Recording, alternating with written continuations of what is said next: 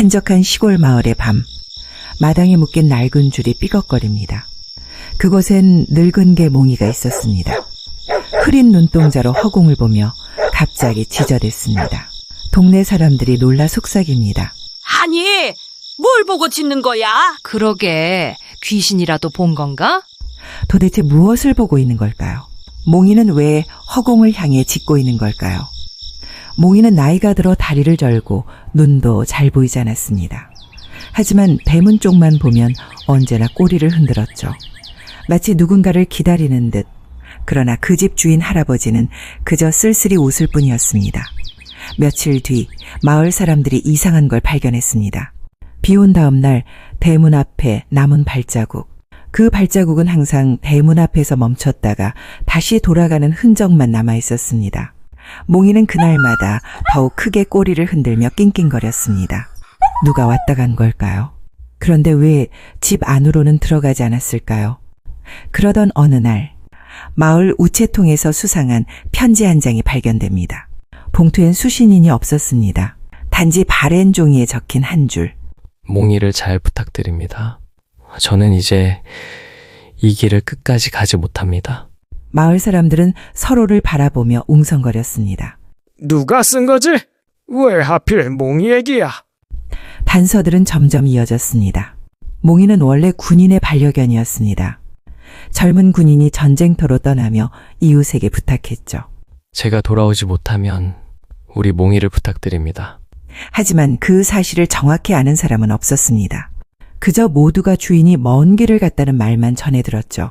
몽이가 기다리던 그 발자국, 사람들은 그제야 알았습니다. 그건 바로 군화 자국과 똑같이 생겼다는 것을. 몽이는 주인의 발자국을 기억하고 있었던 겁니다. 그래서 누군가 대문 앞에 다녀간 흔적이 보일 때마다 몽이는 눈이 흐릿해진 늙은 몸으로도 꼬리를 흔들며 기다렸던 거죠. 세월은 흘렀고 몽이의 몸은 점점 쇠약해졌습니다. 이제는 제대로 걷지도 못하고 눈도 거의 보이지 않았습니다. 그럼에도 매일 밤 대문을 향해 앉아 있었습니다. 한없이 기다리는 충성스러운 눈빛으로요. 그리고 어느 날 밤 몽이는 마지막 순간을 맞이합니다. 힘겹게 숨을 몰아쉬며 대문 앞에 앉아있던 몽이. 그때 갑자기 눈을 반짝이며 꼬리를 흔들었습니다.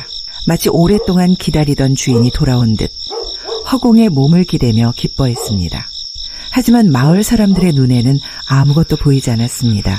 그저 허공뿐이었죠. 그러나 몽이는 분명히 느낀 듯 했습니다. 마치 오랜만에 주인의 품에 안긴 듯 안도하는 표정으로 눈을 감았습니다. 다음 날 아침 몽이는 대문 앞에서 조용히 눈을 감은 채 발견되었습니다. 그 옆에는 낡은 군화 한 짝이 놓여 있었습니다. 놀랍게도 아무도 그 군화를 가져다 둔 적이 없었습니다. 사람들은 숨을 죽이며 말했습니다. 설마 주인이 돌아온 건가? 뒤늦게 전해진 진실은 충격적이었습니다. 몽이의 주인은 이미 수십 년 전 전쟁터에서 전사했던 겁니다. 살아 돌아올 수 없었던 거죠. 그럼에도 몽이는 마지막까지 주인을 기다렸고 마지막 순간에는 주인의 영혼과 재회한 듯 편히 눈을 감았습니다. 마을 사람들은 깊은 슬픔에 잠겼습니다. 그리고 작은 무덤을 만들며 몽이를 묻어주었습니다. 몽이의 무덤 옆에는 군화 한 짝이 함께 묻혔습니다.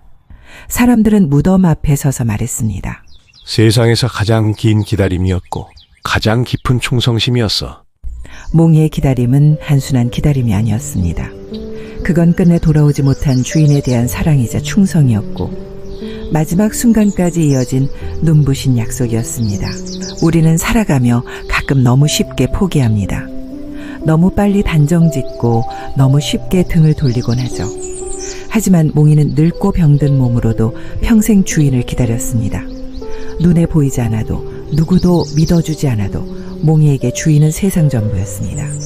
그리고 결국 마지막 순간 그의 기다림은 주인과 다시 만나는 기적이 되었습니다. 여러분은 어떻게 생각하시나요? 보이지 않아도 끝까지 믿을 수 있는 사랑, 여러분에게도 있나요? 오늘 이야기가 마음에 와닿았다면 댓글로 여러분의 생각도 들려주세요.